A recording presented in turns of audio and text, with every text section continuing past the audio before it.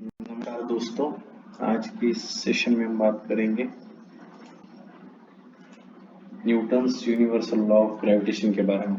तो क्या होता है Newton's universal law of gravitation?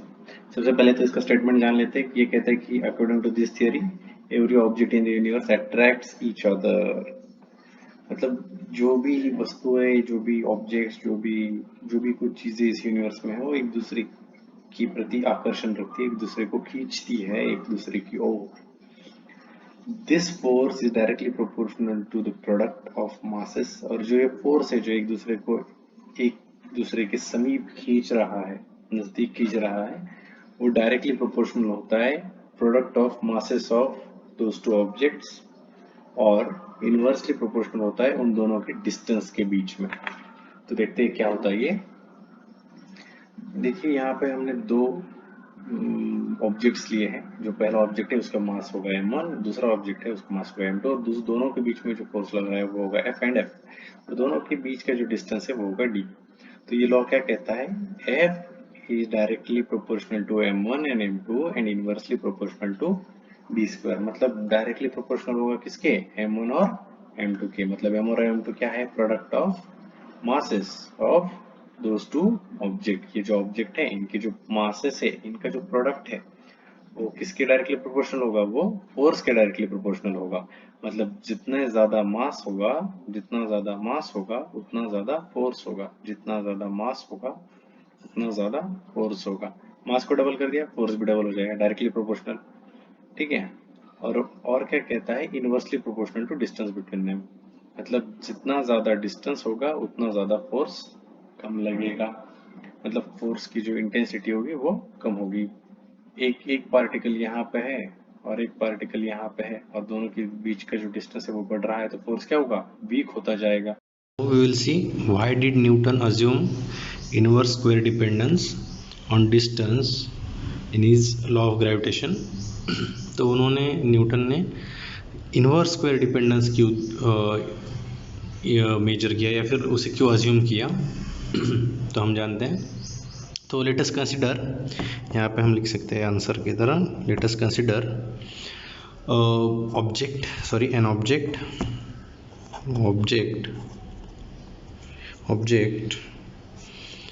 moving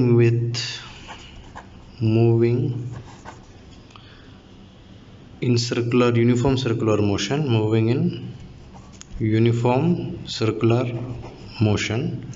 तो अगर यूनिफॉर्म सर्कुलर मोशन में कोई ऑब्जेक्ट मूव हो रहा है, यूसीएम कह सकते हैं हम उसे, तो उसके पास क्या होना चाहिए? उसके पास उस ऑब्जेक्ट पे क्या एक्ट करना चाहिए? सेंट्रीपेटल फोर्स एक्ट करना चाहिए। तो सेंट्रीपेटल फोर्स जो एक्ट करेगा, ठीक है, तो उसकी वजह से उसकी जो डायरेक्शन होगी टुवर्ड्स द सेंटर होगी। जो ऐसा सर्कल होगा उसकी डायरेक्शन टुवर्ड द सेंटर होगी सेंट्रीपेटल फोर्स की। ओके, ये ऑब्जेक्ट होगा, ये सर्कुलर मोशन में घूमेगा। ठीक है। तो लेट अस अज्यूम उस ऑब्जेक्ट का जो मास होगा वो होगा m, जो वेलोसिटी होगी वो होगी v।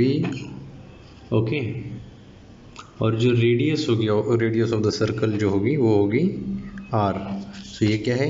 m is mass of object, v क्या होगा? v होगा वेलोसिटी, या फिर हम कह सकते हैं इट्स ऑब्जेक्ट की जो स्पीड होगी हम उसे स्पीड कहते हैं। ठीक है, ओके, स्पीड कहेंगे। Generally v is notation for velocity, और r को हम कहेंगे radius of circle. Okay, circle की जो रेडियस होगी हम उसे r कहेंगे। ठीक है, तो फिर जो फोर्स एक्ट करेगा तो हम उसे ऐसे लिख सकते हैं, F is equal to mv square upon r। Yes और नो? तो ये कैसा होगा? F is equal to mass into velocity square divided by radius of circle. ठीक है। If a planet is revolving around sun in circular orbit in uniform circular motion, तो जो centripetal force होगा acting on a planet the sun must be F is equal to M V square by R, और यम यहाँ पे फिर क्या हो जाएगा, मास ऑफ प्लैनेट, वी हो जाएगा speed of its speed of revolution, और आर हो जाएगा distance of planet from sun. तो ठीक है, तो हम अज्यूम करते हैं, assume revolution, time period of revolution, time period of revolution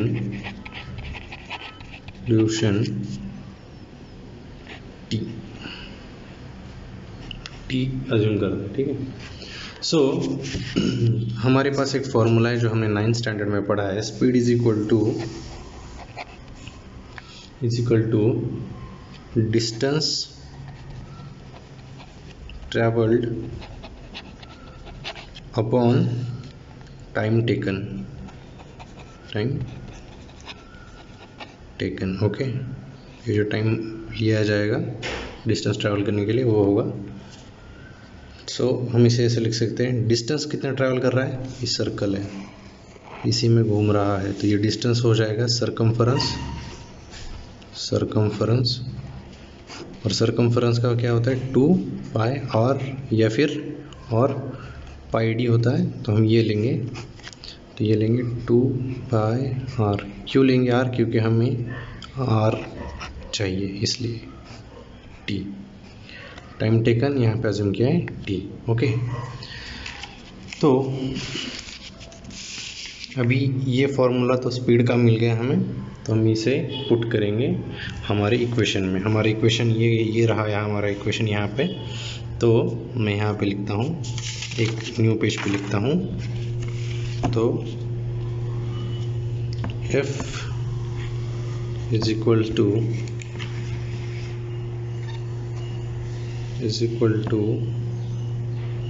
F is equal to M V square upon R. ठीक है, तो वी स्क्वेयर क्या हो जाएगा, एम वी क्या है 2 पाई आर अपॉन टी का होल स्क्वायर अपॉन आर। तो ये क्या हो जाएगा, ये हो जाएगा एम 2 का स्क्वायर 4 पाई का स्क्वायर आर का स्क्वायर अपॉन आर, और ये जो टी है इसका स्क्वायर रहेगा, तो हम ये अगर न्यूमरेटर का डिनोमिनेटर है तो ये ऐसा नीचे लिख सकते हैं हम T square, okay.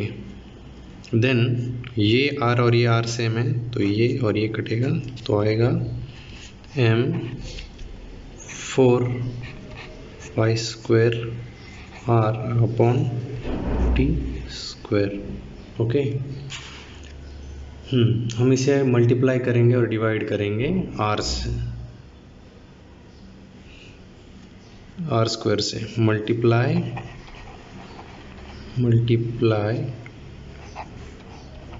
And divide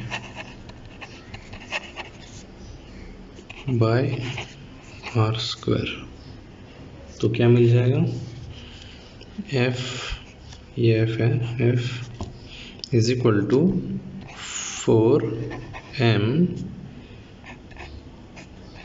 pi square, ठीक है, इंटू यहाँ पे अभी आर स्क्वायर से कर दिया, तो ये क्या हो जाएगा आर क्यूब, और नीचे हम लिखेंगे टी स्क्वायर। अभी डिवाइड भी करना है ना इससे, तो हम यहाँ पे लिखेंगे आर स्क्वायर। तो हमें यहाँ पे कुछ ऐसी चीज़ मिल रही है जो हमने पढ़ के रखी है, ओके। तो हमने ये पढ़ा था केपलर के थर्ड लॉ में। केपलर का थर्ड लॉ क्या कहता है, केपलर्स थर्ड लॉ वो कहता है कि T square upon R cube is equals to K. ये क्या है, टाइम पीरियड ऑफ रिवोल्यूशन, और ये average distance of in between planet and sun. तो ये कांस्टेंट होता है। तो हमारे पास अभी इसका इन्वर्स है मतलब इसका क्या होगा, यहाँ पे ये उल्टा दिया हुआ है ना यहाँ पे, तो ये ऐसा होगा 4m pi square upon R square. और अगर ये ऐसा उल्टा है तो हम इसे इन्वर्स करने के बाद, अगर ऐसा इन्वर्स इसका कैसा रहता है, लेट अस अज्यूम यहाँ पे लिखता हूँ कि R cube upon T square, इसका इन्वर्स कर देता हूँ तो फिर क्या होगा, ये के होगा या फिर ये के होगा। ओके, तो मैं के ऐसा लिख सकता हूँ, लेकिन इसका इन्वर्स नहीं है तो ये क्या होगा, के का इन्वर्स होगा, तो के यहाँ पे लिख दिया मैंने। ओके, तो